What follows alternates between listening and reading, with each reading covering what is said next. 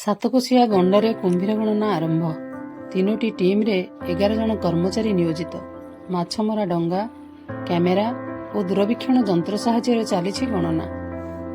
ମହାନଦୀ ବନ୍ୟପ୍ରାଣୀ ବନ୍ୟାଞ୍ଚଳ ବୌଦ୍ଧ ଜିଲ୍ଲା ସାତକୋଶିଆ ଗଣ୍ଡରେ କୁସଙ୍ଗ ରେଞ୍ଜ ପକ୍ଷରୁ ରେଞ୍ଜ ଅଧିକାରୀ ସଂସାର ବର୍ଗିଆଙ୍କ ନେତୃତ୍ୱରେ ଚଳିତ ବର୍ଷର କୁମ୍ଭୀର ଗଣନା କାର୍ଯ୍ୟକ୍ରମ ସୋମବାର ଦିନ ଆରମ୍ଭ ହୋଇଯାଇଛି।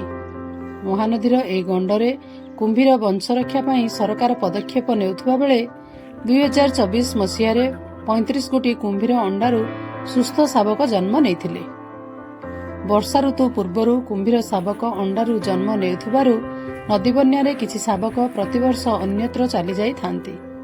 ପରିଶେଷରେ ପ୍ରତିବର୍ଷ ଅବଶିଷ୍ଟାଂଶ କୁମ୍ଭୀରଙ୍କ ବଂଶରକ୍ଷା ନେଇ କୁମ୍ଭୀର ଗଣନା କାର୍ଯ୍ୟକ୍ରମ ହେଉଥିବା ବେଳେ ଚଳିତ ବର୍ଷ ରେଞ୍ଜର ମାରଡ଼ାଠାରୁ ଶୀତଳପାଣିଠାରୁ ହରଭଙ୍ଗା ଓ ହରଭଙ୍ଗାଠାରୁ ଅଏଡା 3 ଭାଗରେ 3ଟି ଟିମ୍ ମାଛମରା ଡଙ୍ଗା ନଦୀ ଭିତରେ କ୍ୟାମେରା, ଦୂରବୀକ୍ଷଣ ଯନ୍ତ୍ର ସାହାଯ୍ୟରେ କୁମ୍ଭୀର ଗଣନା କରୁଛନ୍ତି।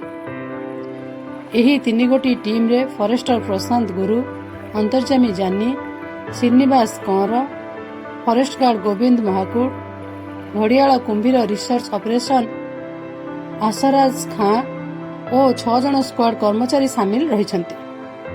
ଏହି କୁମ୍ଭୀର ଗଣନା କାର୍ଯ୍ୟକ୍ରମ ଆଜିଠୁ 3 ଦିନ ଧରି ଚାଲିବା ନେଇ ରେଞ୍ଜ ଅଧିକାରୀ ସଂସାର ବର୍ଗିଆ ସୂଚନା ଦେଇଛନ୍ତି।